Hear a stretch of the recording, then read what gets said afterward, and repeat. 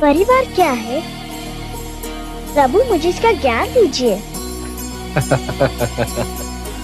परिवार वो है वत्स जो जीने का उद्देश्य देता है, मानव को ये बताता है कि संसार में क्यों जिया जाए, किसके लिए जिया जाए। और संसार क्या है भगवान? संसार संसार एक बड़ा परिवार है पुत्र। परिवार का विशाल रूप है, मेरी श्रेष्ठ रचना है।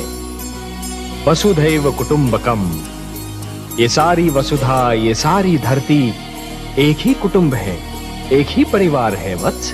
परंतु संसार के भले के लिए मर जाना, ये वो महान कार्य है जो प्राणी को मरकर भी अमर बना देता है। वासुदेव, मुझे बताइए कि कर्म क्या है?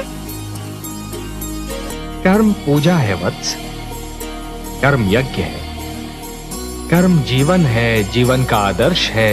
और जीवन क्या है देव? जीवन एक सौभाग्य है पुत्र, एक वरदान है, मेरा दिया हुआ प्रसाद है, एक अवसर है। वत्स, अब और प्रश्न पूछने हैं मुझसे?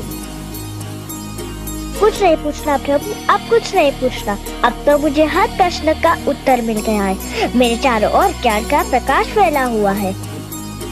मैं वहाँ हूँ जहाँ केवल मैं हूँ और आप है। किस सोच ने आपके मन को घेर रखा है?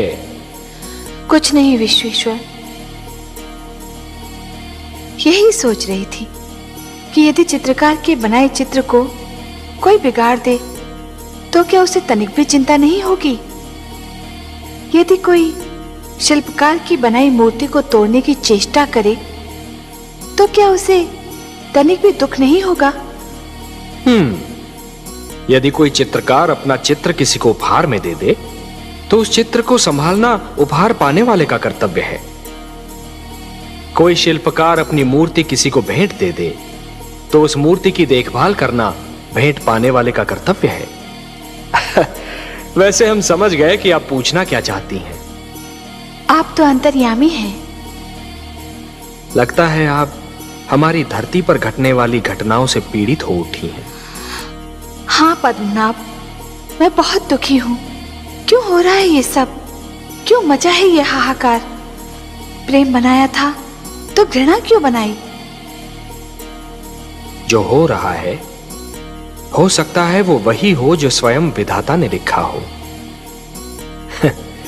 और अपना लिखा तो स्वयं विधाता भी नहीं मिटा सकते ना।